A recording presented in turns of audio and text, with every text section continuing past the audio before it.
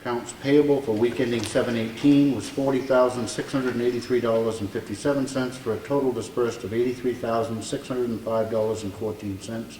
I make a motion to sign. Second it. All in favor? Aye. Again, these are the batch totals. We review each and every bill individually and initially before it gets to this part of the process.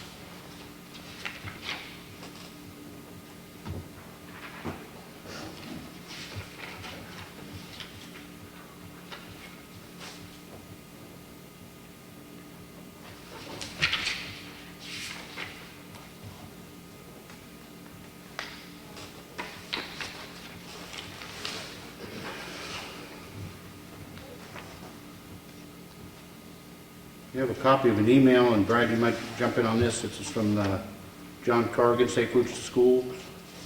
What's up with? Yeah, it's in my something to talk to you guys tonight about. Basically, he wants to know what our progress is going to be, how we're going to proceed forward with this. Now, I did have a conversation with White Mountain Survey last week on another project stuff, and this discussion came up. Jim had told me that apparently I had misunderstood his comments regarding wanting to not continue on with the project there, that he is willing to continue on with the design of the sidewalk and stuff. Okay. So that being said, I was going to talk to you more here tonight about how we want to proceed, whether we want to pursue continuing on in the fashion that we have been with White Mountain Survey, who's already under contract for this, and not have to start the whole process over again with interviewing engineering firms and. I would think. Jim. Again, the only reason we were looking to change horses was under the belief that he didn't want to continue, or couldn't continue. So apparently I misunderstood his intention and stuff from the conversation we had a few months ago on that. And what's the status on funding? Is it available, or? It's still available to carry us through the engineering part of it and to put it out to bid. And the funds will be there by the time it's, from John Corrigan, the funds will be there available when it goes to construction. Anybody else have anything else on this? I'd say certainly go back to them and get it rolling. Proceed. I'll inform Corrigan of that at Safe Routes to School, and we'll talk to Jim and get that Okay. moving. Good. We have a letter here that it's addressed actually to Chief James Eldridge. Dear Chief, I wanted to take this opportunity to recognize and sincerely thank Corporal Robert Ripley for his quick response and assistance during an emergency situation involving Conservation Officer Mark Hensel and his canine Sig from the New Hampshire Fish and Game Department. On July 4th, holiday weekend, Conservation Officer Hensel and Sig were swimming when suddenly Sig began to exhibit symptoms of suffering a significant medical emergency. Sig's condition deteriorated rapidly, requiring immediate emergency transport to the nearest veterinary treatment center. Corporal Ripley immediately responded to their location and transported them both through heavy holiday traffic along Route 16 safely to the Broadview Veterinary Clinic, where Sig received the emergency care he so desperately needed. Conservation Officer Hensel was convinced that Corporal Ripley's response and assistance helped save the life of K9 Sig. I'm very pleased to report that Sig has made a full recovery and is back to full-time duty. New Hampshire Fish and Game Department and Conservation Officer Hensel wish to sincerely thank Corporal Ripley and the entire Ossipee Police Department for their quick and skilled response to this traumatic event. It is a comfort for me to know that our officers are partnered with true professionals like the Ossipee Police Department when they are in need of assistance. Please express my deep gratitude to Corporal Ripley. If the New Hampshire Fish and Game Department can ever be of any assistance to you, please don't hesitate to contact me. Signed, Major Kevin Jordan, Acting Chief of Law Enforcement for New Hampshire Fish and Game. Very nice letter. Let me make sure and prepare a letter both to Chief Eldridge and Corporal Ripley, basically just congratulating and making note of that letter. That's an intent to cut that's already signed. Cornerstone Christian Academy has applied for a raffle permit. They've attached a copy of the ticket. It meets all the requirements, and make a motion to approve it. Second it. Any discussion? All in favor? Aye.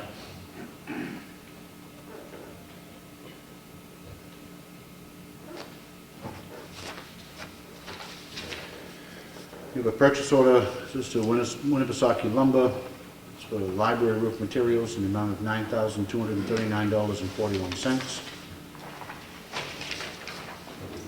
And I am always questioning why I'm not buying more materials in Ossipee, so I know that's why Brad attached a copy of Skian's proposal, which was a few $100s more. With that in mind, I'll make a motion to approve this purchase. Second. All in favor? Aye. And just FYI, last fall we did that originally, and then we talked about bringing it back out to bid again in the spring to delay doing the roof. And with the two companies that went back to them, they'll tell us, any quotes, stuff like that, we need held the same price as last year, and scaling up between $400 or $500 went up on the price, so. And we have a purchase order to Main Scale LLC for repairs to the scale at the transfer station in the amount of $3,978. Little explanation of that, if you'd like, is we have to certify the scales every year in August, by the end of the month, and to do that, the suspension system in our scales is getting rust built up in there. Basically what it is there's two rubber grommet, like bushings go crossways each way, so if something comes up on the scale, it will move forward, backwards, inside to side. And what's happening is that the pin that goes through the rubber there is, over the period of time, is deteriorated with rust in there, the sticking, so it's not getting a true reading stuff with true flotation of the scales there. Their quote there, as you see, is almost for $9,000, which they're anticipating that you might have to go in and replace all of the load cells. There's 6 load cells in there. It's $625 a piece, I think. $895 a piece. $895 a piece for those. So they're all working fine now, so he said, you take a chance on it, so okay, we're going to do that. We're going to redo the suspension this year because we have to do it. And then hopefully they'll all hold through it. And if we get into a situation where a load cell goes next year on it, at that time maybe we replace all 6 at the same time, because each time that truck comes out, there's a $625 charge for the truck to calibrate the scales. It has to come out every time they come, so if you don't want to We've spent quite a bit of money on these scales, have we not, over the last few years? Yeah, we've been hit by lightning twice there. Yep. And we haven't got insurance money back on that, less our deductible on it. Yep. But we haven't done any of this kind of work on the suspension part. It hasn't been done since I've been here anyway, so. And that'll fit within our, repair line item budgets that we have for the transfer station, so. But if we got rid of the fees, then we wouldn't need scales, would we? No, but That's an argument for another day, I think. different subject, yeah. I'll make a motion, we approve the purchase order. Second. Any discussion? All in favor? Aye. You know I don't like the fees.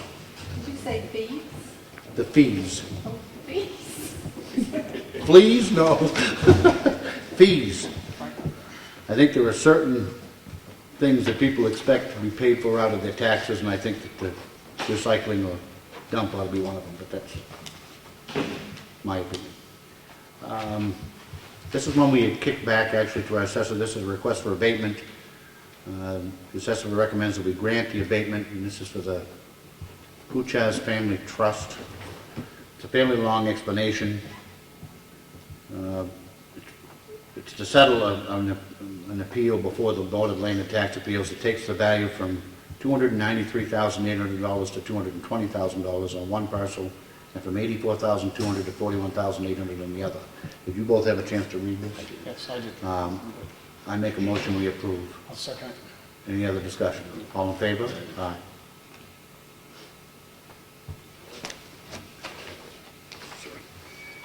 We have a request for abatement. This is from Wayne Dorothy Marshall. Original assessment was $193,271. Revised assessment to $147,630. Our assessor completed an inspection of the property and corrected the sketch to reflect finished area in the basement. An adjustment was made to the land line to reflect the right-of-way easement, which is currently across it. After these corrections and based on the preliminary value of the 2015 reevaluation, the new market value is indicated to be $147,630. I make a motion to approve it. Second it. Any discussion? All in favor? Aye. The letter which we'd asked our to prepare to the Main Street program, been brought to our attention that the Main Street program has installed tents on the lawn of the Main Street Park that are being left up outside of the farmers market hours. We are requesting the immediate removal or relocation of these tents to an area off the lawn. Having the tents located on the lawn is creating difficulties for those maintaining it. The tents are also blocking the needed irrigation and sunlight to keep the lawn healthy. Make a motion, we sign. Second. All in favor? Aye.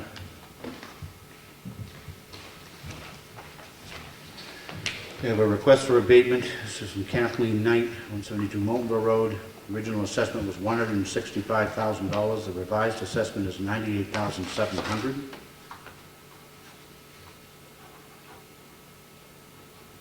Assessor has inspected the property and made some adjustments for condition. Building 1's half story is only 18 feet wide and has a minimal kitchen and finish. The roof needs to be replaced. Building 2's quality has been adjusted as well to reflect its inadequacies. After these corrections and based on the preliminary value of the 2015 reevaluation, the new market value is indicated to be $98,700. I make a motion we approve it. Second. Any discussion? All in favor? Aye. We have a notice of decision granted from the zoning board for 4 Long Pond Realty Trust, located at 2400 Route 16. The variance from Article 20, Section 2.1F and 2.2A has been granted. Any idea what 2.1 and 2.2A is? It's a small variety store and gas station on the old Johnson gas property at the corner of 4116. Okay. And it's so that the only condition is that all state and local regulations be met.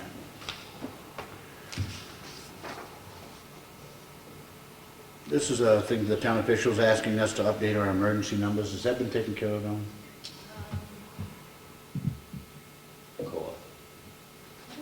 It's Eversource. Well, I guess it is New Hampshire Electric Co-op. But maybe just give that to her and have her make sure that's taken care of. Letter from Rick Sager.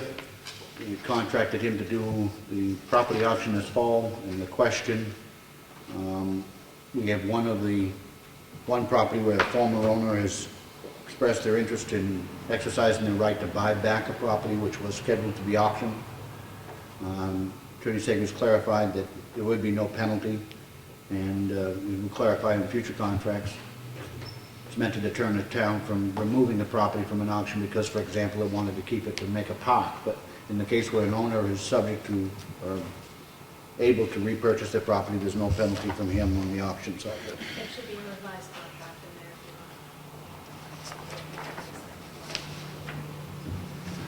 if you want. Did he revise it to remove? Okay. I didn't read that part. So there's a revised agreement which simply clarifies that we can remove a property to be returned to an owner. Make a motion we approve it. Second. All in favor? Aye.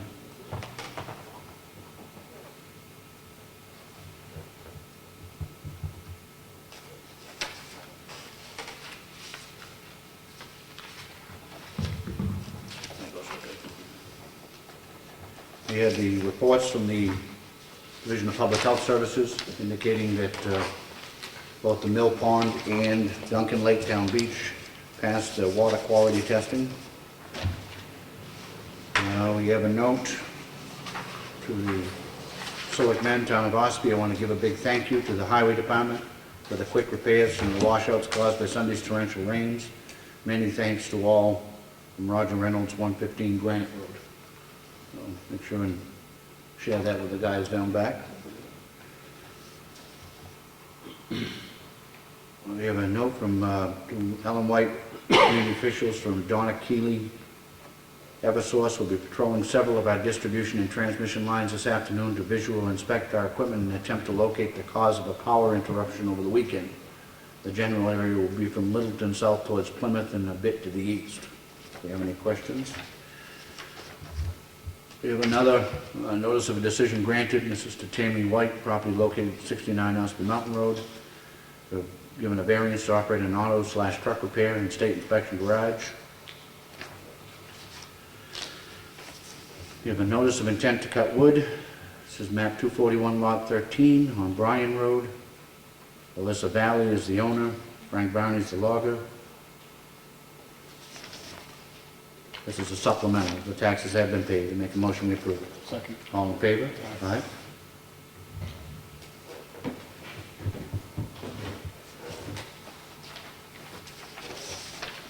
We We have an email, copy of an email that Peter Law sent back to a gentleman who complained about smoking outside during a concert.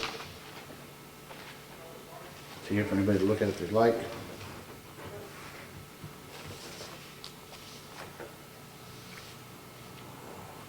And hold off on the new bids. We've got bids on the hauling, which we'll be dealing with in a moment, but let's move to the new business, Dorothy Solomon. How are you? Fine, thank you. First, gentlemen, I'd like to apologize. I was supposed to be here last week. Totally my fault. Wrong day. That's okay. But I thank you for giving me the time to speak to you this afternoon. Sure. I come as a representative of Starting Home, a transitional housing program for homeless veterans.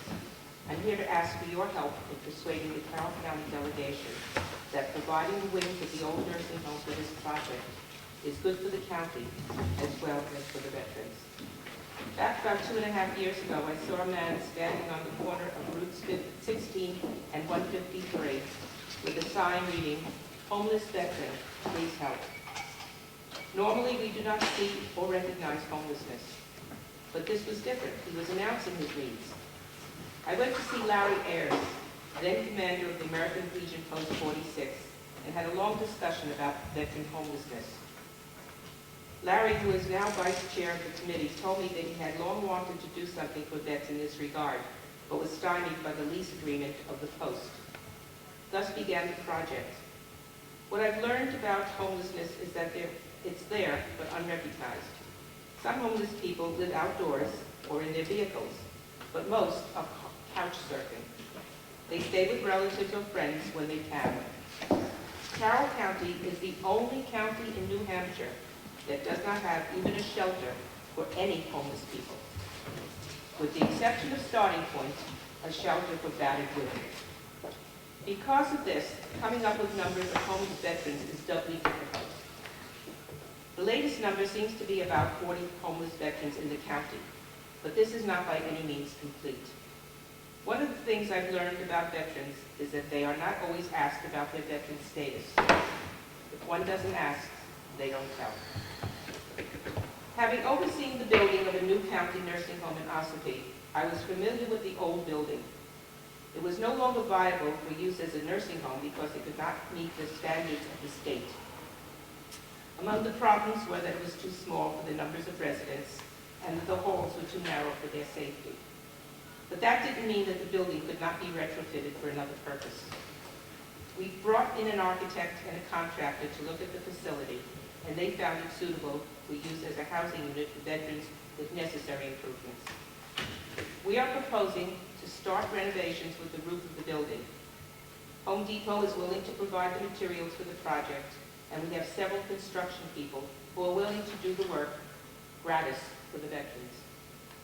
Once we have done that, we propose to go forward with the remaining updates in a similar manner. What we cannot do with donated labor and materials, we expect to get funded by grants. We have an experienced grant writer whose work has been paid for by a donation from Memorial Hospital. Once the building is repaired and ready for occupancy, we can provide housing for 17 veterans, both male and female. We will have a staff to oversee the day-to-day running of the program. Vets will have their needs met, whether they be health-related or job-related. One of our board members is a professional veteran advocate, and another, who is here with me today, Robert Pierpont, is an able veteran with existing ties to various shipyards for jobs. Veterans will be able to get their help with job training. Richard Cousins and Wessam Mahmood of New Hampshire Works are both on board to help the veterans find employment once they are ready. Once employed, we will help the veteran find housing, permanent housing. Helping our veterans in this way helps the towns as well. Veteran welfare officers are not always aware of those in need in their towns, and even when someone comes for help, the question of whether they are a veteran is not always asked.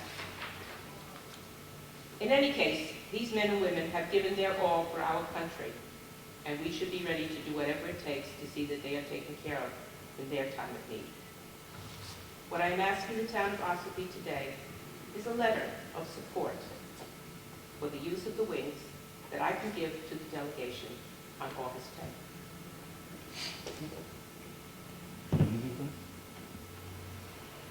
What I've left with you over there is the architect's rendition of what the building would look like, and one part of the wing. There's only one wing, there's another wing, but similar ideas. I have concerns with this. Yes, sir. I very much support the veterans, and I think the government needs to do a whole lot more. My concern at this moment is location. Location being transportation for our veterans who are in this facility. Once they complete whatever rehab that they may go through, are they going to be employed somewhere else, or are they going to become a liability of the town of Ossipee?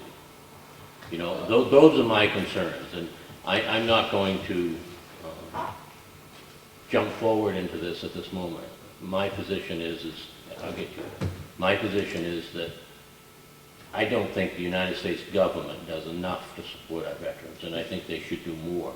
I think something like this at the Pease International Trade Sport would be absolutely outstanding, because you have plenty of services in that area. You have buses, you have transportation, you have hospitals, you have all the necessary services, and I question if those services to meet these needs are actually here in Ossipee today, or will be in the near future. It is not necessary that they be in Ossipee, number one.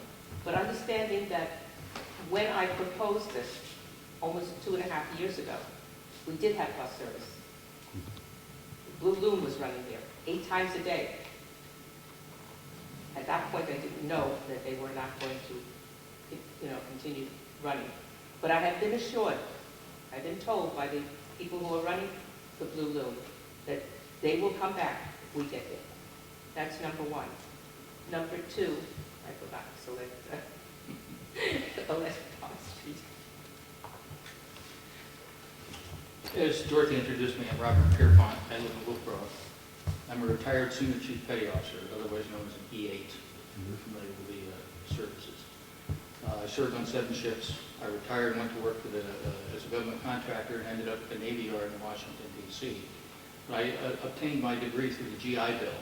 My degree is Workforce Education and Development. I used to be an instructor at Submarine School in Groton. My function with this whole process is going to be help them find a job either online or take them to the employment center up in Conway. And I will do it personally in my car, my own car. I became successful in what I see happening now with these young people coming back. They're having a hard time getting back into society. And I want to give back because I had a very successful career. So we're not gonna let them just languish in the old nursing home. It's going to be an efficiency apartments for them. They're going to have access to computers to look for jobs. And I'm going to make sure, it's going to be my responsibility, to make sure that they get job interviews and they get a job. And once they get a job and have enough money to put a down payment on an apartment or something to that effect, we're going to help them. And that's what it's all about. So I assure you, yes, Pease is overloaded. I used to work for Veterans Inc. I had a young fellow that I was working with who came back, who had 2 tours in Afghanistan. He came back and his parents were fed up with him. They said, you got a month to go. So I tried to help him find a job and a place to live. And he was very talented. And I might add, a lot of these people coming back are either military police, medical people, corpsmen, very apt administrative type people that can find jobs in the local communities around this county. If they can, if I have to take them down to the Navy Yard, I used to work for the Admiral that owns the Navy Yard. And I know the people who run Wounded Warriors, the whole 9 yards. If I have to, I can get them a job at the Navy Yard or up in Bath, Maine, or down in Groton at General Dynamics. I used to work for Electric Boat. So we've got it covered. What's going to happen when you can't do that? I'll be dead. I understand that. Yeah, Then I'm who's gonna 71 years step in? old. I probably got about 15 years left. So I got 15 years to help. I hope I got 15 left. We have another, besides Bob, we have another gentleman who sits on our board who also works for Vet Inc. No, And- he's working for Harbor. Oh, Harbor Homes, that's right, I'm sorry. He works for Harbor Homes. And well, let's understand something. We would be here if and when we were able to open here in Ossipee. We would be the northern group for the veterans. They're all over the state. They're not just in the cities or in areas where this is our county. We should be doing something for those who are in our county.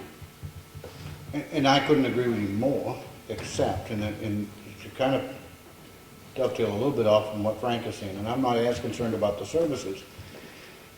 Listen, what you're proposing is extremely noble and something that I could get behind in 1,000%. I do have a couple of questions that I wonder if you can't answer. One, and while they are all our veterans, no matter where they are, and I will agree with you on its face there. From a selectmen's standpoint, I have to try to guide the town's finances as well.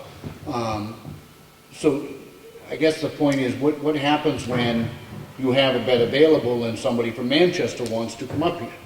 And they're a veteran and they meet the requirements. I mean, I would presume that they would be, I mean, you're not going to leave somebody on the street down there. You're absolutely correct. So I guess where the concern then lies, because of the way that the state statute works, which is if they have hung their hat in the town of Ossipee for one night, correct?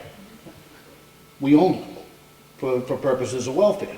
So if somebody, hear me out now, and these, I'm not trying to shoot you down, but, so you bring this homeless veteran up from Manchester, who then, maybe because of substance abuse, maybe because of a number of reasons, says, I can't live here, or you can't have him there, and he walks through the front door of Town Hall, because he hung his hat in the town of Ossipee last night, we are obligated by statute to support him. But he will not go out on his own.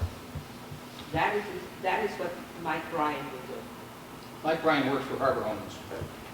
He used to work for Veterans Inc., the same company I used to work for. And we've looked into this thoroughly. And from what I understand, they will go back to where they came from, Manchester. Or to another shelter, Another shelter. to a shelter. We're not going to We don't have a throw them at you. shelter.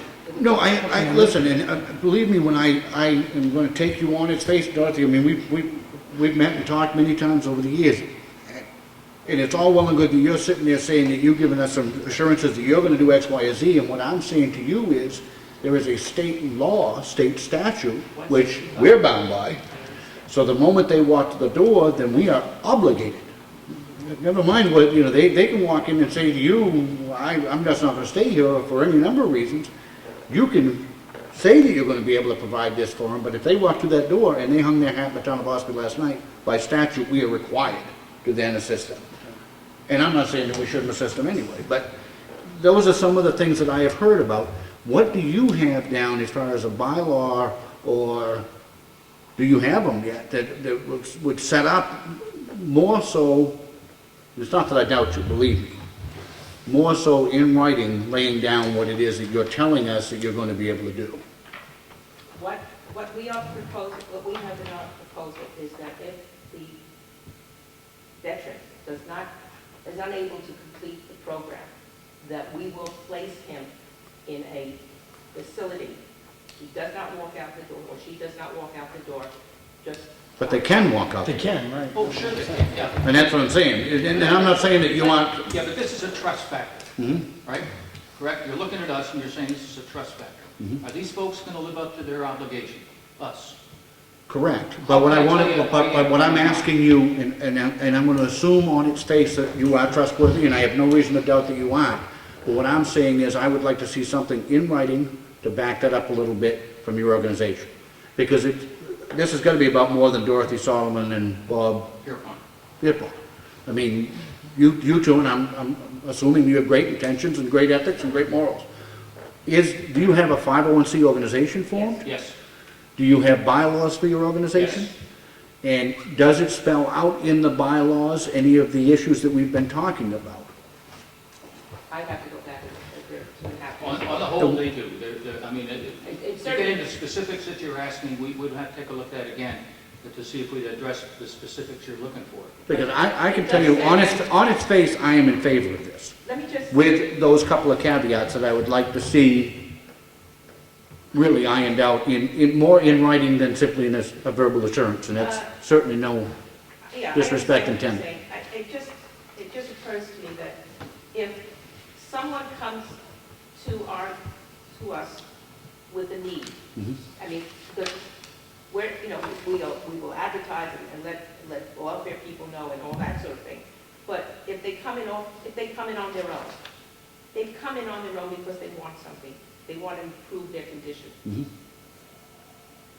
If they don't make it, for whatever reason, they don't make it through the program. Since they've come in on their own and they don't want to be out there on their, as in homeless condition with no place to be, then they would be, I can't believe that they would not want them to at least be located somewhere where they can be.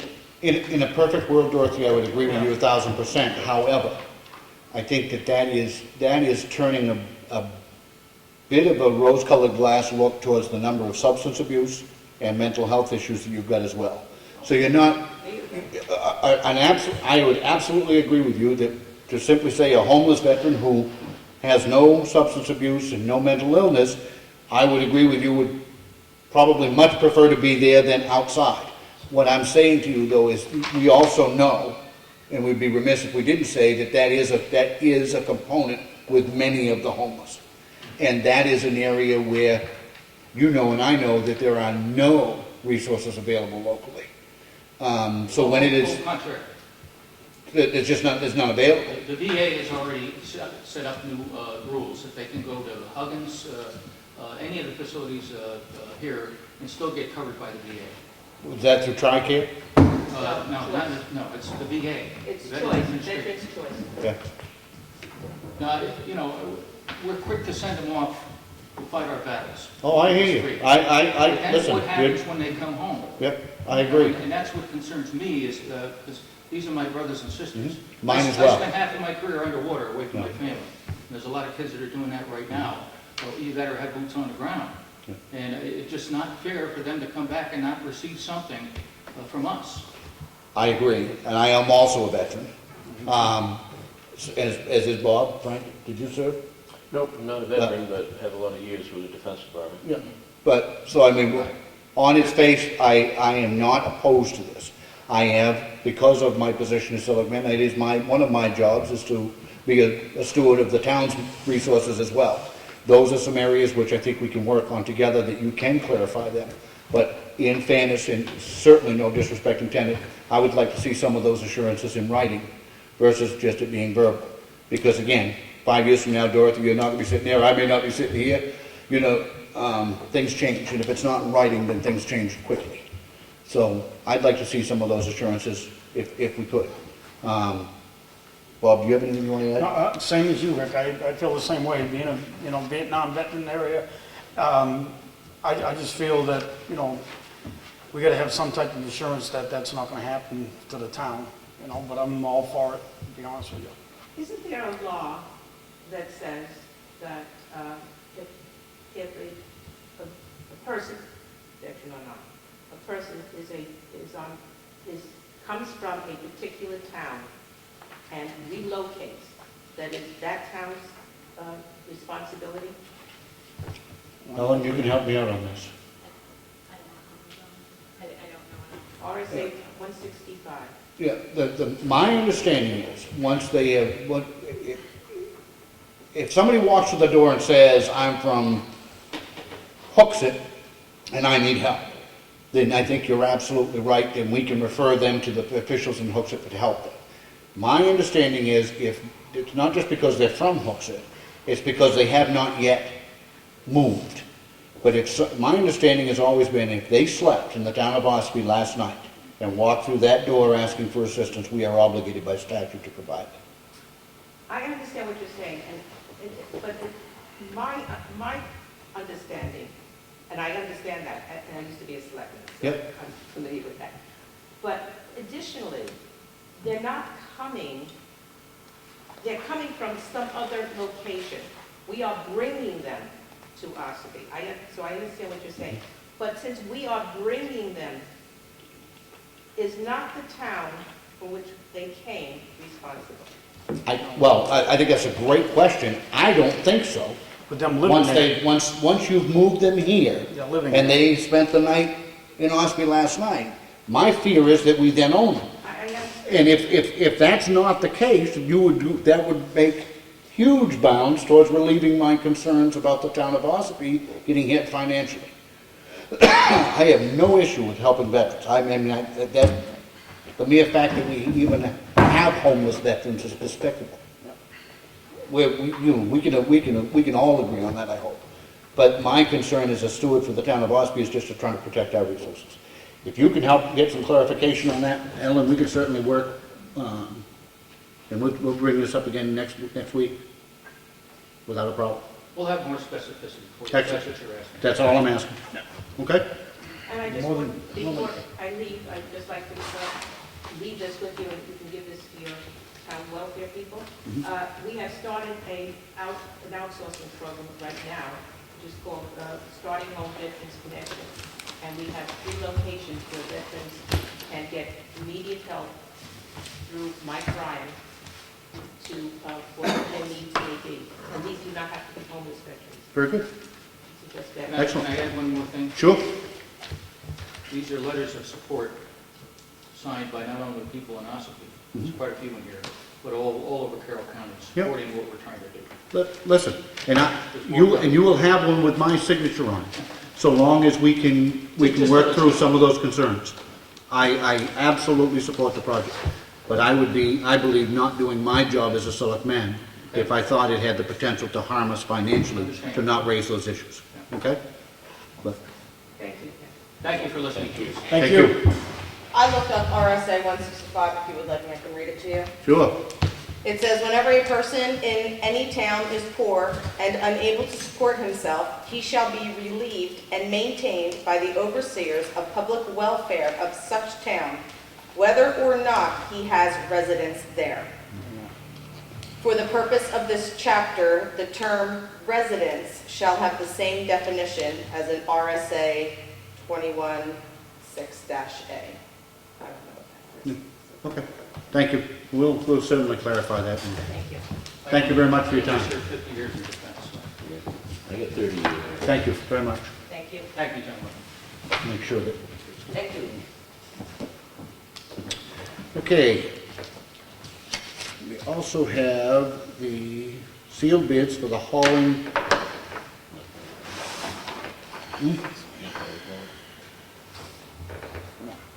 Doesn't have to be that. Doesn't have to be, okay. They close at 4 o'clock. Bob will open them and then we'll post them. What is it called? Sealed bids. If they're sealed bids for the hauling of municipal solid waste and demolition debris. I'm reading the Town meeting for public hearing. First is from the North Comley incinerator. Bid for solid waste hauling and disposal, transportation fees, single haul, $285, tandem haul, $570. Pricing would increase to $295 in the second year, $580 for tandem, third year $305 for single haul, $590 for tandem. Rental fees on compact is $280 per month. Rental fees on 40-yard cans are $400 per month. Disposal rates for MSW and demolition is $51 a ton.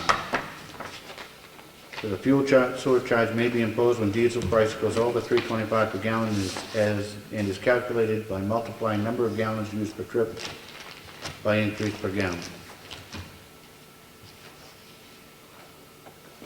That's the first one. Second is from Casella. Casella Waste Management, please provide the town with a bid.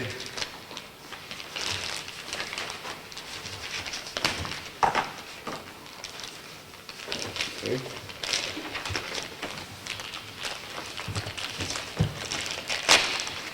All right. Year one pricing, 40-yard containers, $80 per month per container. Alternate open-top demo container, $0 per month for 6 30-yard containers. Hauling, $252 per haul. Disposal is $71 tipping fee. Prices go up slightly in the second and third year.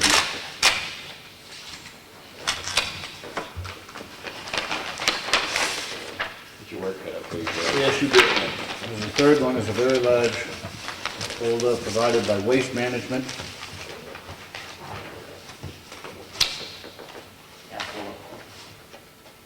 Tab 4, thank you. What's the name of the company? Waste Management. Year 1 MSN and demo, MSW and demo at $68 per ton, $195 per haul, the single haul, $162.50 per haul per container for a double haul. Year 2 it goes to $70 per ton, year 3 $72 per ton. Rental for demo containers is $200 per month per container. I think that pretty much completes the prices, the rest of it is all in terms. For obvious reasons, I would suggest that we give these to Brad, have him review the bids and come back to us with an explanation and a recommendation. Yep. I'll put that in the form of motion. I'll second it. All in favor? Aye. Which work cut out for you? You ready next week? Thank you. Thank you, Bradley. By way of announcement too, it's in our workshop minutes, but we met with and ultimately have hired Bob Boyd to be our timber monitor. Bob is a retired New Hampshire forest warden, resides in Madison. It's going to be basically as an on-call as-needed basis. He will be hired by us to go out and help to ensure that the logging community is properly reporting the lumber taken. Forest Ranger, correct. You're right. But he's been hired by us on an as-needed basis, and we'll be doing some monitoring. Also, by way of announcement, the Household Hazardous Waste Day is Saturday, this coming Saturday from 9 to 1. That's here at Town Hall, correct? 8:30 to 12. 8:30 to 12, okay. Very good. We have a public hearing scheduled for the 27th for the acceptance of donated land at 2 Danville Road, Which is today. which is today at 5 o'clock, okay? And then on 8/3, we're scheduled again to do a representative Senate forum here at 4:45. All right, old business. Just on the, Brad, on the chimney repair, Yes. they were gonna get back with some paperwork to Mike for the fire department? Yes, I did ask him for that. He gave me a small tab of paper that was attached to the liner there, and I asked for a full, 8 by 11 sheet, which they will provide. And he got busy doing something, I got busy, and I didn't pursue that, but I will get that paperwork, so you have a regular fact sheet from the manufacturer. Right? Okay. Anything else? That's it. Frank, old business? New business. You want to bring up Paul Crossing, Brad? Yeah, when they got ready, I had 2 or 3 items here. Go ahead. Got a new business or? Yep, that's fine. One thing that Roy's here for tonight, I met with them, with you guys last Monday. Friday, isn't it? I thought it was Monday after. Monday Saturday. night, that's right, late Monday. You're Down right. Paul's Crossing Road, anyway. Roy and then the 2 gentlemen that run the 2 gravel pits down in there also are having concerns about the amount of traffic that's in there now generated from the trucks coming out of there between the logging operation and 2 gravel pits. And they would like to put in a few more turnouts so that trucks passing, meeting can pull over and meet, mainly the worst part being on the hill coming up out of there. I went down and looked at it with Roy. A few spots we looked at there looked like they were legitimate, good spots to do it in, with minimal impact. It's all within the right of way that we have there. They're willing to do all the work stuff in there, to put the gravel in there and do whatever work. So I had no problem. It's just, recommending to you guys to allow them to go ahead and do that work in there. One thing I did bring up with Roy, and I don't know if he's spoken to Mrs. Gentry yet or not, was with the actual crossing where the gravel goes over the railroad crossing there. I was approached by Bruce, I should give him his last name now, anyway, he works with the trail, the railroad trail there, where they put those mini cars on, they travel, stuff like that. And there's about 3, 4, 5 inches of gravel over the top of the tracks there. They'd like to see that brought down so it's flush with the track, that way that their little cars can travel through there without being, worked off, and then have to work to get them back on the track and then go through the crossing. That's, to lower that down, and they can make the approach and stuff, feather it in so there's not a bump for them to go through with the trucks to make it rough, stuff like that. And I'll let Roy speak to that if he had got that information yet, they can do that for us. I spoke to John about that, and there's two approaches to that. You can try the approach that he was just talking about. Last time he done it, the tracks kept sinking and he's breaking springs, so the ties are on. But he'd also be willing, if they want to do the work, he'll bring the excavator up, do all the excavation work if they want to replace the ties and the crossing, to bring it back up to snuff so it can't sink. I've got a sawmill, I'd be willing to cut some lumber if they wanted to give me a hand to put between the tracks, so it'd be a wood crossing. There's two ways to do it, but he's broke a bunch of springs on there every time they go back to the rails, because the ties are on them. And you've got trucks weighing, 60, 70,000 on them, they just pound them down. Where that stuff belongs to the railroad, do they have the right to do that? State- When they get state of New it Hampshire. actually belongs to the state, I was going to say, New Hampshire Trails. so. And the other issue was the hill this coming winter is skidoos. There'll be tractor trail trucks getting out all winter long, two of them. And Mike may truck all winter too. It's not a safe hill, and the state statute says if you're gonna let skidoo traffic on class 6 roads and there's commercial traffic, there has to be 2 lanes. And they have to be able to stay in their lane at 5 miles an hour, and we don't have that. And we don't want to kill anybody. And once again, I'd like to see something worked out, because he did have permission 2 years ago to make a trail around it. He said you need the bridge, I saw the bridge out, let's get the skidoos off the hill. We don't care about the rest of the road, we can see it. The hill is dangerous, I showed that to Brad, he agreed with me. And I've jackknifed my truck about 7 times the last 2 years down there, stopping for people who were going too fast, coming down with kids on the back. Then I had to get Matt Sawyer or Jeff Jelinek or somebody else come down, drive my truck while I run the skidder up on a snowbank and back around to pull it up the hill. I'm not opposed to helping you with the turnouts, but I'll be very honest with you too. They've been using that road for 40 years on snow machines. So, They abandoned that stretch of road a long time ago. The trail actually stopped at Arches Pond, in the railroad tracks. They abandoned that hill. Roger Harper could testify to that, because he was trail minister in the time. Because they considered the hill too dangerous and the crossing too dangerous up on the highway. So I'd like to get them around, because we don't want to kill anybody. I think it does read that it's class 6 is used for motor vehicles, and motor vehicles do have the right of way. I don't know where I got that from, but I read it somewhere. I got a copy of it somewhere. Roy had spoken to me, and I suggested we go to Brad about these, create some turnouts, and I'm not opposed on its face to that, especially if it's within the right of way and under Brad's supervision as to where they go and how many, and so that it's not going to interfere with drainage or anything like that. I don't have any opposition to it. Do you? No, I don't. I don't either. Then I make a motion that we allow that to go forward under Brad's supervision, and you just coordinate with him. I made a motion. Make a motion? I did make a I'll motion. second. Discussion. I thought you said you needed them. All in favor? Aye. Thank you. They call them lay-by. Appreciate it. You good? I get all upset when they mess with the snowmobiles. Anything else, Brad? I have 2 other things. One's quickly I'll bring up right real first here is on the paving.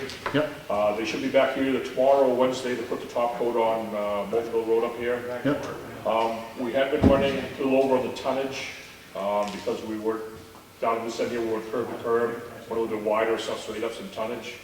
I was getting concerned about, because we were doing a lot of paving this year. Usually I keep the paving around 250 to 280, 180,000. We have 350, so I have a cushion in there. This year we had most of it to stay at 313, so I only had 30,000 so to get up to our limit there. So I was talking to them, figuring out where we were tonnage-wise, and they also informed me, this works out to our advantage, there's always been an escalation clause in every paving contract we sign, depending on what the price of oil is at the time, and for it to go up or down, stuff like that. Usually every time it's always gone up. This year it's gone down. The price per ton has dropped $3.30 per ton, which helps us out quite a bit in this. So doing some quick math with them last week when they were paving over Abbott and Staples, look like we're going to be able to do all the work within our budget, within $350,000 there. The way it's going to be billed, though, they told me, is they're going to bill us at the price that they quoted us to $72.46 per ton. And then about a month later, we get a rebate check back when Pike goes through, does their rebates back to all their salespeople. So I talked to Elaine about how to get applied to that account there and stuff so that we don't, so that it balances out anyway in our budget lines. She Yep. thought that could be done fairly easily, so, Good. because it's a rebate, like a grant type thing, goes to a certain budget. Come out line. nice. I know I've been around and I'm very satisfied with the work. I will tell you, the only, and this is constructive criticism, when they were doing Mopewell Road, which obviously has a whole lot more traffic than anything else that they were dealing with. There were a lot of people who commented that they didn't think they had enough flaggers, and traffic became a bit of a nightmare with people coming in the middle and then having one way going the wrong way. So, And we did have a little issue with a couple comments from the flaggers too, or a couple people too, that I addressed with them. And they went and spoke to them and straightened it out, so. yeah, but that was the only constructively critical thing that I heard at all, was that the traffic was a bit of a mess up there while they were doing it, but some of that's to be expected too. And the only other thing I had to bring up, that we covered all the other things here, was on the Weir Cover Bridge. I don't know if you wanted to address that change order that we talked about last week. I went back through and got some updated figures on where we're at and stuff here. I can give you guys a copy of. And I had a meeting last week with DOT, and I came out of there with some very good news. Good. I'm sure you guys will love to hear. As long as you're not being facetious. No, Okay, no, this- all right. this is- That sounded like a real loaded statement. No, this is as good news I couldn't even expect it. Phase 3, this sheet I gave you is where we're at on this current phase we're in here, but phase 3 that we raised $160,000 for over the last 2 years for our 20% share. I discovered that the DOT of that 20% that we pay in, that $160,000, they are going to pay us back 80% of that 20%. So it's only going to cost us $32,000 out of that $160,000 that we raised. So basically, overall, instead of paying in 20%, we're only paying in 4% of the cost of that project, Of the whole project? of this next phase. Just phase 3? They're also looking at, they don't know if that wording was in the contract between the state and stuff like that back when this current phase was entered. So they're going to go back and check that, and if it is, we will be getting retroactive money back over what we spent on this phase here of that. Now, what's the reason for that? They have, it's their policy that they'll put out of their state aid bridge fund, they'll pay the town back 80% of their 20% share. So in this case, it amounts to $128,000 coming back into our coffers of the $160,000 that we appropriated for phase 3. So I came out of there feeling that I felt pretty good about Yeah. days paid that day, so. Yeah. Good job. Good. So anyway, I wanted to share that with you, and that they are looking into, seeing if it applies to this phase here that I just gave you the financial sheet on, so that I can see where I'm at. Going through, if you go in that first part, about a third of the way down the page on the funds available, we have the state aid bridge program, 121.8, federal highway grant, the LCHIP grant for $100,000.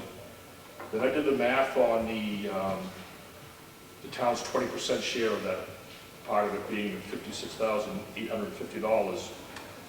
Because this is when I walked into the project, this has already started, this part of it was already done and stuff. And I haven't been able to find any evidence that the town actually raised or had warrant articles for that $56,850. So I don't know if that money's in the formula here or not. Okay. And then getting down through the expenses to date, I've updated it through the change orders that we've already approved, not the one that's in front of us now, that's change order 3, but, you know, where we're at currently with the contract. And we're about a $5,000 deficit of funds to complete this whole phase. When you say we, that the project as a whole Right. is $1,015,291.68, which is $5,041 over budget. Over budget, yeah. So of that $5,000, though, theoretically, only 4% of that's ours. Well, if they end up coming back through and kicking in 80% of that, of what we have spent on our share there, that's going to be a huge amount of money back into this whole cost thing. It's gonna be, oh gosh, gonna be upwards of over $100,000 coming back into the Okay. town. But presuming for a moment that that doesn't happen. Right. On phase two, if it proceeds with this latest change order, we have a deficit of $5,041 on phase two. Right. Could that, and would that be allowed to be eaten, part of that into phase three? Yes, I believe so. That's what we need to check, because otherwise, I mean, not, $5,000 in $1 million project is pretty inconsequential, but at the same time, we gotta figure out how it's gonna be paid. It should be, because that $160,000 is, I don't know if they paid, if the town's paid that second $80,000 yet to, Connie's gone now. Yep. To that we appropriated, was it last year or did we do that the year before? Last year we did the last one. Okay, so usually it's the end of last year, so that would have been paid into them already, because we didn't do it, we didn't raise it for this year. So they should have gotten that money by the end of 2014, so I have that in the coffers.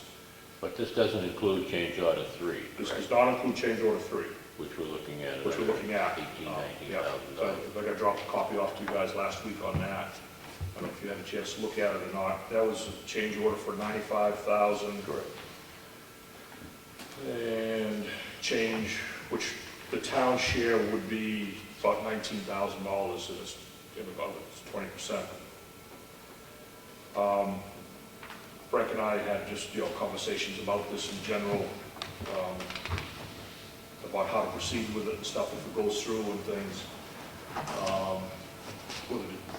If we had to find the money within an operating budget of the highway department or something like that, which we probably have that kind of money, by the end of the year, because I've always turned back in between 50,000+ each year and stuff. We usually have, not to say we have a cushion there, but there's some things we'll go without if we need to and stuff, to accommodate things.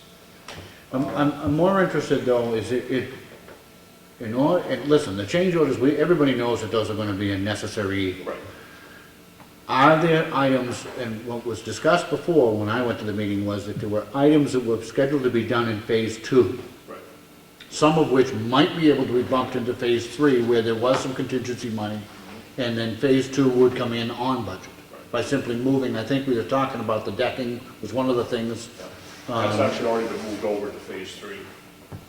The floor decking has been moved.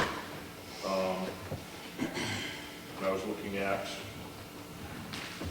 phase 3,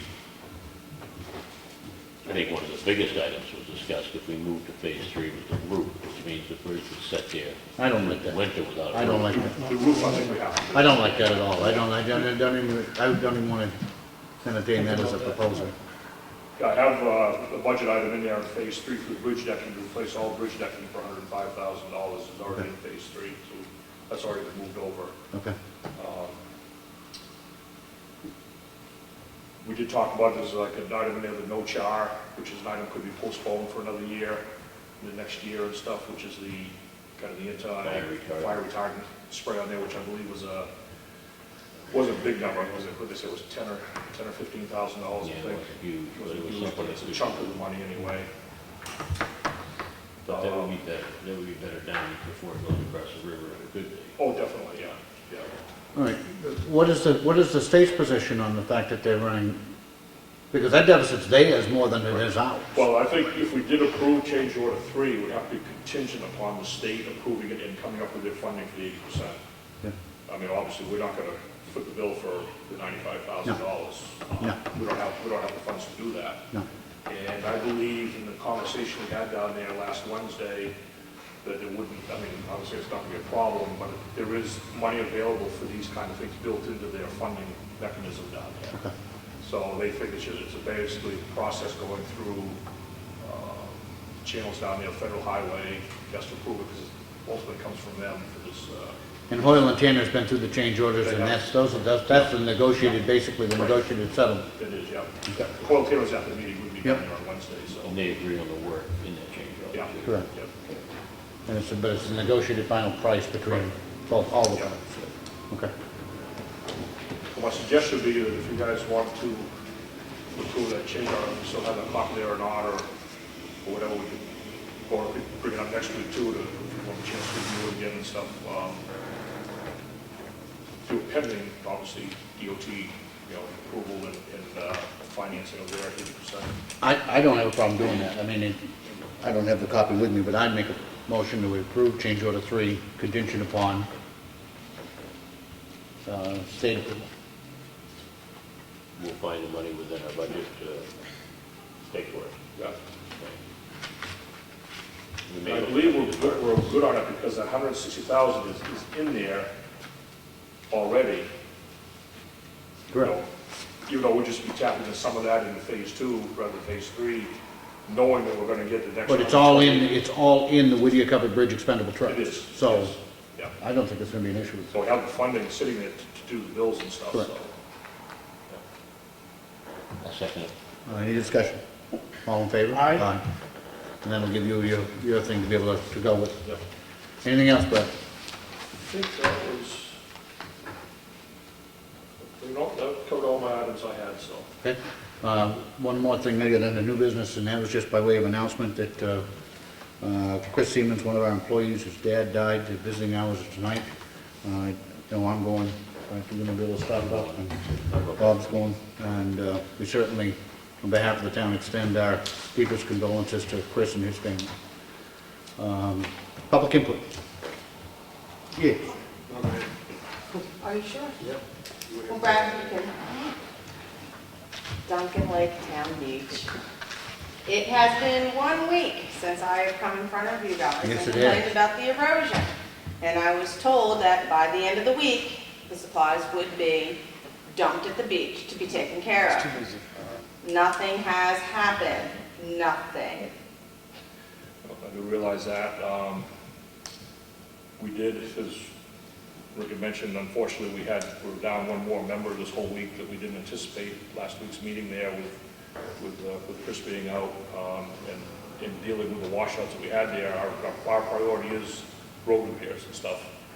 And also with the fact, unfortunately, with Bob being lost, that we've lost that person that helps out with Peter's stuff and all that, so it's been a calamity of things as to what's going on here.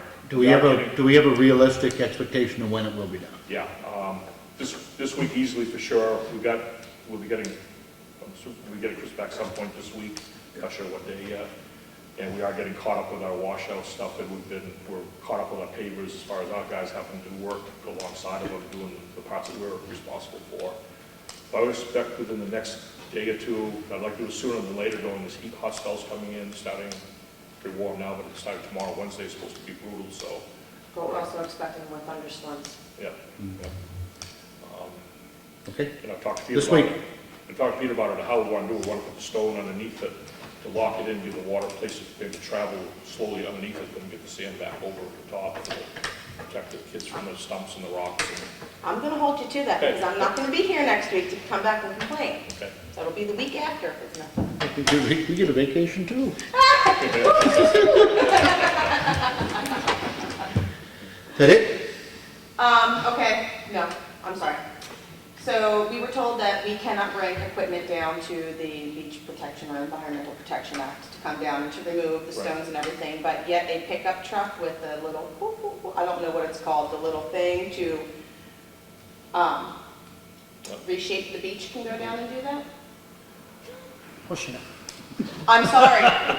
This is discussion on the beach and I'm Yeah. the one who said, I'll go and ask. So I'm here asking.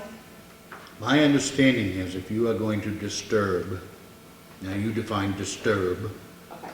any of the ground within that shoreline protection zone, then you are bound by those DES rules and everybody and his brother. So So you can play with the sand, but you can't bring the equipment I'm down not, to I'm take not it. sure how much you can play with the sand. I'm not sure that what you just described That's not wouldn't good, but I'm just trying to use. Yeah, work around it a little bit there. be. Yeah. Okay, no, and that's fine. I was just curious, just asking questions. I'm not. Why you get a couple of those dump trucks, they can move the sand around? You can't go beep, beep, beep as they back up. I'm just saying too, was on that, when we were told we couldn't bring any power equipment down in there too, that was applied to the specific permit that we had from DES to do that, the erosion control job there. This obviously isn't working within underneath a permit or something like that, so, if we get the sand up top there and somebody wanted to use a pickup to take it down closer or something like that.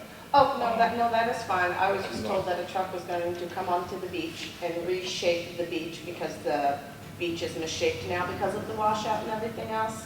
So I was just, But one thing you have to be real careful of is all this equipment has hydraulic oil in it. And if they blow a hose down to that beach, oh, yes, contaminate that plate, I'm not arguing, I'm just, Yep. it's just not gonna Here. happen. I'm not gonna authorize that's it. all. Glenn? Well, I want to know if the selectmen would let me put a bear bait site on a piece of town-owned land. Specifically, map 277, lot 1, which is across the street from the fish hatchery. Is that town owned? I don't have a problem with that. Yeah. I don't have any issue with you. So, well, he needs to have a written landowner permission. Yeah, I gotta get all the paperwork together. No, I'll make a motion that Glenn be allowed to establish a bait site on the land that he described on opposite the fish hatchery. Well, I'll second. Before you actually do that, I want to just further discussion is it's for a guide service, so I'm going to put a commercial client on it, so you need to know that. But I'm going to get insured. No, I still don't think that changes my opinion at all, does it yours? No, it's under the watchful eye of the Conservation Commission. Do they have to have any part of that? I just asked a question. I think we should let them know, but it's I we own talked to the guy that actually was there at the fish hatchery across the street. Right, he rents rooms. Yeah, but I didn't know that at the time, so that's why I started there. And he said he didn't see any reason why there'd be a problem. And he just wanted to know where I did put it, so that if he's out there, he doesn't want to walk into it. Yeah.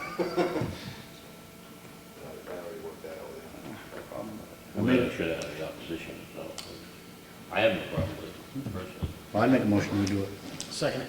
Any other than that discussion, all in favor? Aye. So just get the paperwork and bring it down. Yep, and then we'll deal with it. We should tell and let the Conservation Commission know that we've issued him a permission, letter of permission to do it. No opposition. Before I forget, Ed, I have clarification for you. Because our regulation for use of town outdoor recreation space does not prohibit the possession of a weapon. It prohibits the unlawful possession and or discharge of firearms. So if a person is legally in possession of that weapon, they can be on town property. I speak. Sure.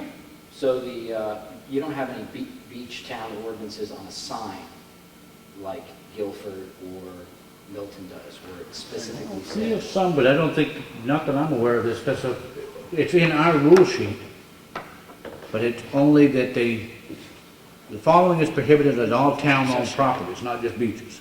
The unlawful possession of firearms. Was that the same paper that I handed you last week?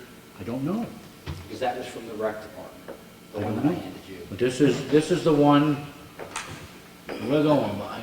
I know the last is there, and it only prohibits the unlawful possession, because I was prepared to come in here tonight and change it. But I don't think it has to be. There is one out there that was out there in like April that did prohibit it. This, you look at the bottom, this is revised in September of 2009.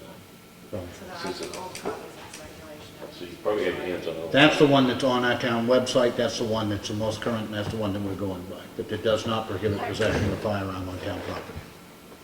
Because some towns have already reviewed, like the town of Alstead has reviewed all their ordinances and went all the way back to the formation of their town.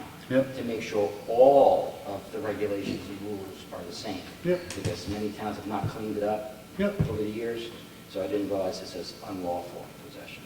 So You I may think we may already be good. Yeah, as Okay. long as there's no signs anywhere. Yep. that say I'm not familiar with it. beach. I know that there is a sign up there, but it's a copy of what we had last week, and as Peter had said to me, the last time it was updated was back sometime in 2009. Yep. So I honestly have no We'll check idea this out. We'll what check. the We'll have it wordage checked. is Yeah. on that. Yeah, we'll check them to make sure, but our most current ordinance does not prohibit firearms. It's only the unlawful possession. So unless they're a felon or otherwise, then they are more than welcome to carry on town property. Yep. Because Milton's Beach has a sign that says no weapons of any kind are allowed on our beach. So I have to challenge that. They're giving me a problem anyway. Yeah. I did have another comment. Sure. Are we still in public comment area? Yes. The transitional, veterans transitional housing. Mhm. This has been spoken about for almost 4 years now. Mhm. I never saw or was given any type of cost-benefit analysis, complete business plan. I hear wish lists. I hear an incomplete story. I hear that there will be or may be companies like Home Depot to help out with the renovation, but that doesn't seem like a complete story to me about financially supporting it. It also, it was mentioned that grants may become available or are available, and that seems very fluid to me. And this has been going on for 4 years. There's no clear, clear answer to that. The VA is often mentioned. The VA is a mess right now. Mhm. So I don't know what support services are going to be available grant-wise or for this facility. So I think you're right to ask those questions, and I think we should continue to ask for a detailed description of all of your concerns. Yeah. I'd just like to see some of the things in writing. And one of the other things, as you well know, when you start talking about grants, is what grants are wonderful. And listen, I wrote a lot of grants when I was police chief. You got to be very careful as to what strings are attached to those grants, because it may well be that you import not just from Carroll County, but from All over the Tennessee state. or national, depending on the grant. So. Now, the issue about transportation and location, that was another issue the delegation in the past and the present has, is why was that specific building chosen? Especially now, the Blue Moon, for instance, was the only transportation for anyone, and that bus was empty most of the time. I think it was only chosen just because it's a vacant building. I mean, and, I don't think it was, outside of that, I don't think it was targeted. I think it's just because it's flat. It's a vacant building. It's vacant, but it needs work. And like I will tell you though, not to get down the road too far on this, whether I end up supporting this or not, I'm on its face, I do support it, albeit with the same concerns that I want to see. I would much rather see them use, that building used for something than torn down. I mean, that just seems to me to be a terrible waste. Anyway. Thank you. All right,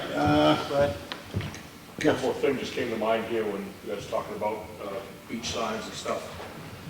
Peter talked to us about, an issue was raised over on Constitution Park about closing the gate that goes into off the end of Long Sands Road. Someone wanted that closed. Peter's suggestion was to maybe modify some signs and put up saying that you can only be in there from a half hour before sunrise to a half hour after sunset, so that eliminates anybody being in there after hours, which is one of the concerns that the person had that raised the question. And posted, down at where the gate is there, at the end of Long Sands Road, even where the trailhead is there, below the pit there. And I don't know if it says it or not, if it doesn't add it to the sign up there on Constitution Park There itself. is one at Constitution Park, but it doesn't address all the entrances into Right. the town property. So kind of posting on those other entrances there, kind of, then it gives the PD something they can work with if something is going on there. but I'm afraid, listen, I got a call, as did Frank, about this last week, and there's talk about closing the gate at night, which then is going to allow, I think, cause people to park more in the rest of the, I think it's going to cause more of a problem than what it's going to fix. I'm not convinced that there's any huge problem down there to fix. My first course of action would be is to simply contact Chief Eldridge and ask him if he can have his night guys do more periodic checks on you. I think this whole thing is much ado about nothing, to be perfectly blunt. There haven't been a bunch of complaints from down there. And the other part of me says that is the only place that somebody from the town of Ossipee can go stick their toe in Ossipee Lake. And I'm not prepared to restrict their access to it in any way, shape, or form. So, and now if that pisses off one of the people that live down there, so be it. So be it. But there's no That's right. swimming there. I'll second that. It's posted, Signs no say swimming. no swimming. It is not enforceable that they not swim. It is not a safe location, and that's why it was posted no swimming when it was required, because it actually abuts the channel. But, they can go down and stick the toe in the lake. And it's the only place on Ossipee Lake they can do it. They have a which is parking spot, and they have a pathetic. walking trail that takes them directly down there. Absolutely. My opinion is just to get rid of the end of the road, and not worry about it, but I don't know if you were I'd aware lock or it. not, but back this spring, there, somebody had closed the gate and locked it. And we were down there were none of our locks, there's none of our keys fit. I'm not in We just favor of watched locking our that keys saying, so we cut the lock off and opened the gate back up, and And what Peter said, because we used federal grants to do the improvements down there, we're not allowed to lock it. I don't think One we way or should. the other, I don't think we should lock it. I don't either. then we could also take care of that by removing the gate altogether. Well, if you remember correct, you don't remember because it was before your time, but actually, the gate was installed by a previous director of public works without the authority or the say-so or the, anything of the Board of Selectmen. It was just simply put in. And when it was, after it was put in, it was immediately opened, once the Selectmen found out about it, and it's been open to my knowledge ever since. well, it wouldn't be so bad if it was a trail, but there's no turnaround in there. People stack in there, they have to back out, they have to use neighbor's driveway. I'm not sure why it should be left open. I'm really not. I mean, I wouldn't hesitate a moment to close that off.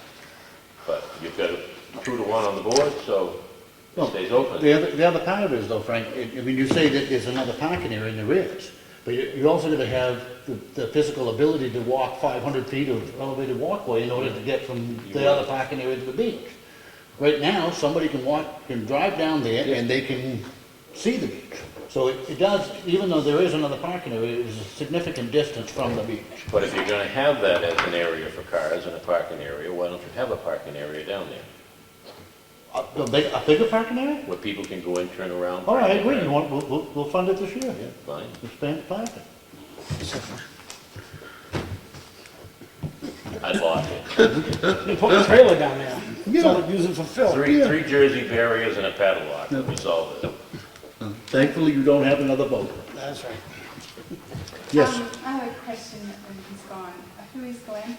Glenn is Glenn Horn, H-O-R-N? Horne. And he's a guy? He is, Okay, registered guy. and he why, lives here in Ossipee. okay. And why did he want to put up a bear bait? In order to establish a bear baiting site, you have to have landowner permission. Right. And what he has asked for is the Board of Selectmen's permission to establish a bait site on a piece of land which is owned by the town of Ossipee, and we granted that. Because he wanted to send somebody in there, he said? Customer? Well, potentially, he's a guide, so Okay. in order to establish a bait site, then they have to have landowner permission. Bear baiting is when you set out like food containers. If I'm wrong, if it's different, I'm going from when I lived in Alaska, because my friends were big hunters. They would get like big barrels and get like restaurant grease, and they would throw food in there and set it out there for weeks at a time, and it brings bears into the area, and then you can And also- hunt them, and it is a legal way of hunting. Remember that they're responsible for cleaning them up too. Absolutely. Your favorite food is jelly donuts, it's mine. Maple syrup and honey. But they've actually just made some changes to the bear baiting rules, though. For instance, you can no They longer don't use have a chocolate, and you can't use chocolate anything, because it's potentially poisonous to the bear, so. Going way back to the beginning of the meeting, there was mention of a 9,000 and change invoice for Winnipesaukee lumber. Correct. for- That was for the roofing materials for the library. Okay.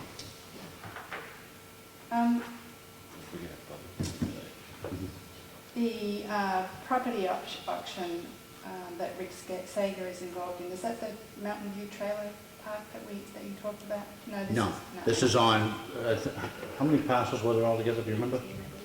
There are 19 parcels of land which the town currently owns. Most were by tax deed, some were gifts, etc. But they are town-owned properties that we are scheduled to auction in September. And that is completely separate from the Ossipee Mountain Estates issue. I have a request to make too. In viewing the television recording and also being an audience participant here, it's a real struggle to understand sometimes what's going on without any context. Okay?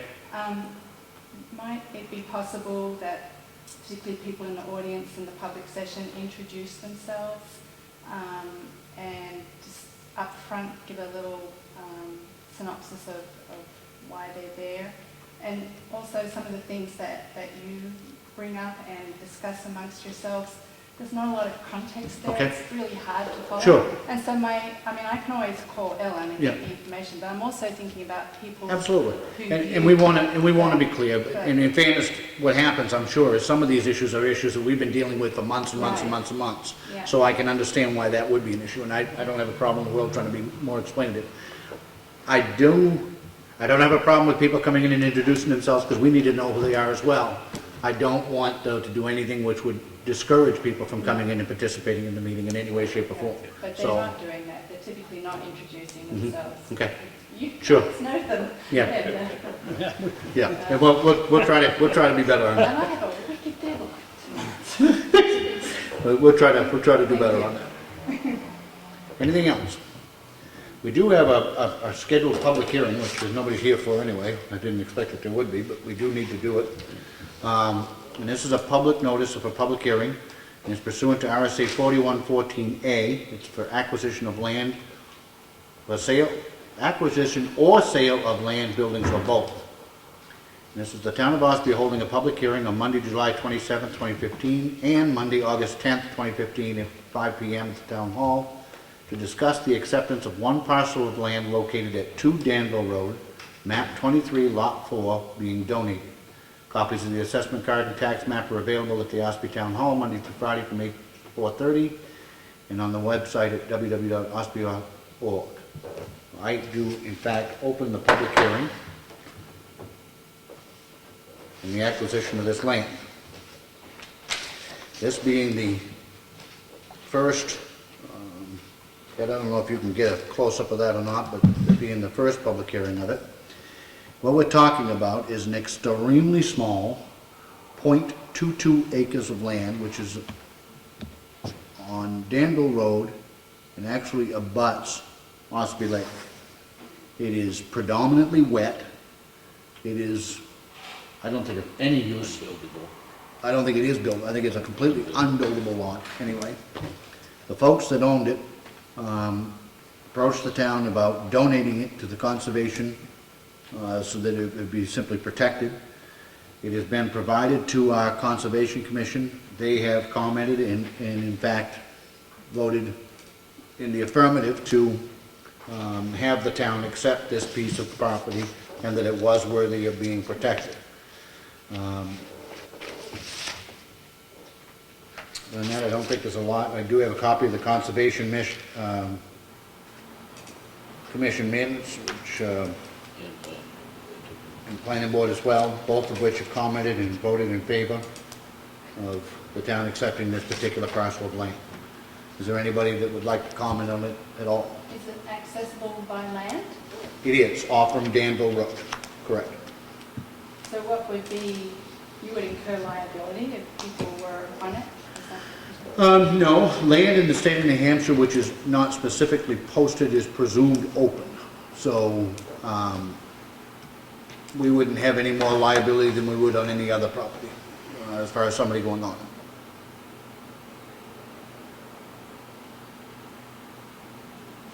Would you accept it as with a view to having it as conservation land?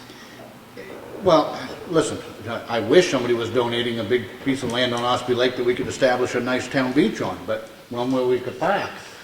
But the unfortunate part of it is the piece of land we're talking about here is 95 feet long by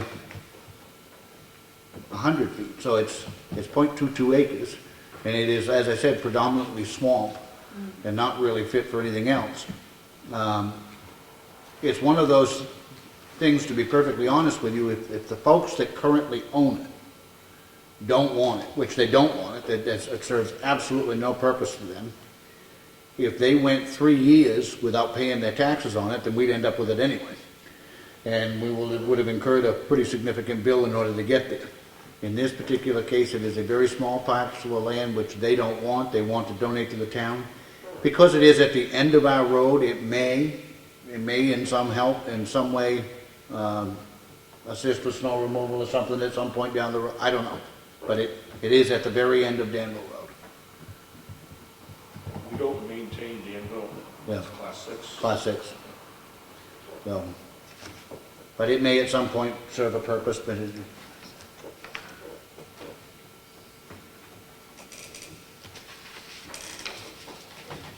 it was assessed at $12,000, which for less than a quarter of an acre would be extreme. When was the last time the town did an assessment, appraisal? Well, right now, we're doing doing the town-wide rate in 2015, but these are old numbers.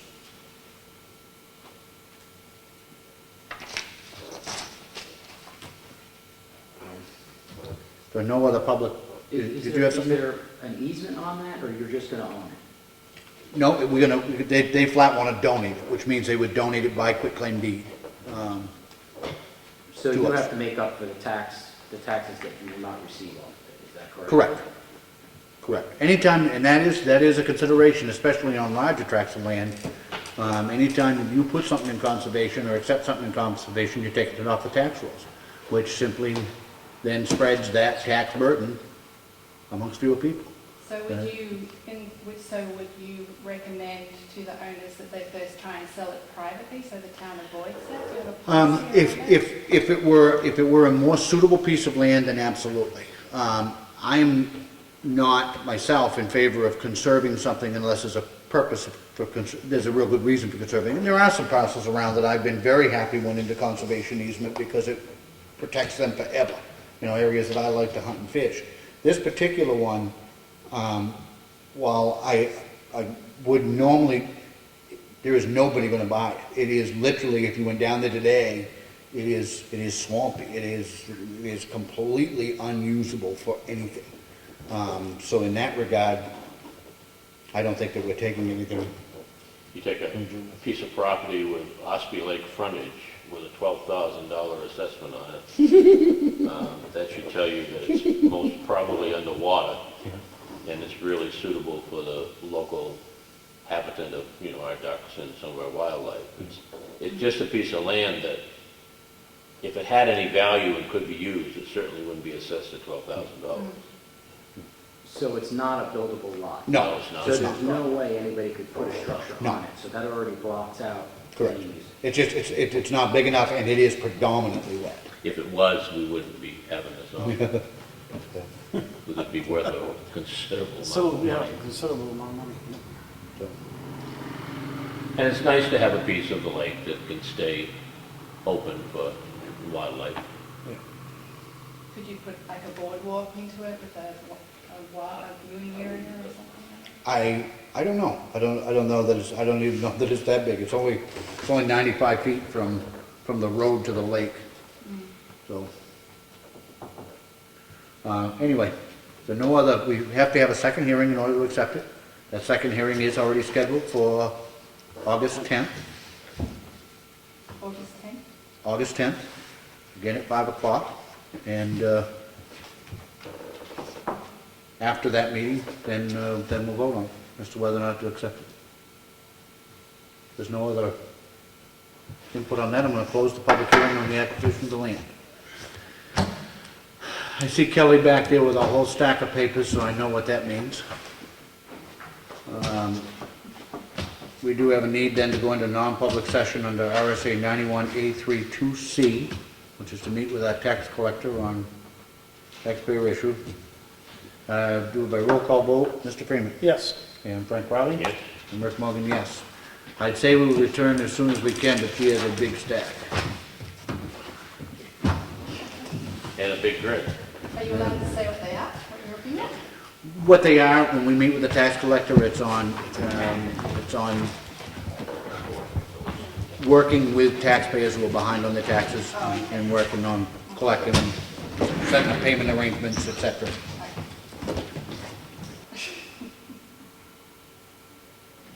The tax collector makes a recommendation to you? Yes, and just reopen the public hearing.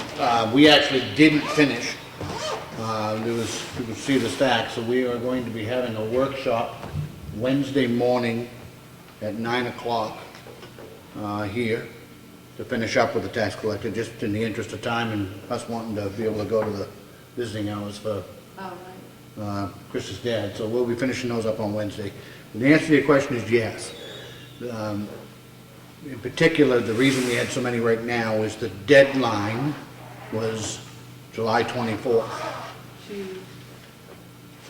Because as of July 24th, anybody who was more than 3 years behind on their taxes, at that point, the town can take the property. Okay. So there's nothing, I know I speak for the whole board, nothing that we would rather not do. So we will work in any way, shape, or form with those who will work with us. If they won't work with us, then unfortunately, they'll need a lot of options. So, anything else to come before the meeting? Would you know what a percentage is of people who are on a payment plan? I don't know about the I can tell you that out of all of the ones that we started with last year, I think we only took one property, am I correct? Yep. We only took one piece of property last year for taxes. Yeah. In every other scenario, and that's, I know it's, I conservatively, easily dozens and dozens that we worked with, so that I'm very, very happy that we only ultimately ended up taking one. But there are a considerable number of people in town who are on a payment plan? Yes. Pay off their taxes? Yes. I just wanted to thank you for looking into the issue with the regulations. Oh, absolutely. And this is a good example of how it should happen. Yep, absolutely. It's called No. communication and respect. Listen, there's absolutely no reason for it to be any other way. Anybody, and I'm including Ed Comeau, ought to be able to walk through that door and ask a question and be given a courteous answer. And if we don't know the answer, give us a chance to check into it and we'll get back to you. That's what we should We'll do. double check the sign to make sure the sign Absolutely. is correct. Yeah, if it isn't, we'll get it correct. Ed made a good point. We were talking about it while you were out, and I like this. This is my tourism marketing background. He suggested that towns have a beach, welcome to our beach. Any unlawful activity is prohibited, and don't have the great list of things. Just be more embracing and welcoming and. I don't disagree. A lot of the rules, while well thought of, Yeah. ought to be unnecessary. Yeah. So, there are some things, for instance, like the dog control law. You don't have to have them on a leash, but you have to be able to control them. Most people don't understand the law. So that's when you put on the beep sign that they're going to be on a leash or something. Unfortunate. Anyway. If there's nothing else to come for me, I make a motion we adjourn. I'll second it. All in favor? Aye. Thank you.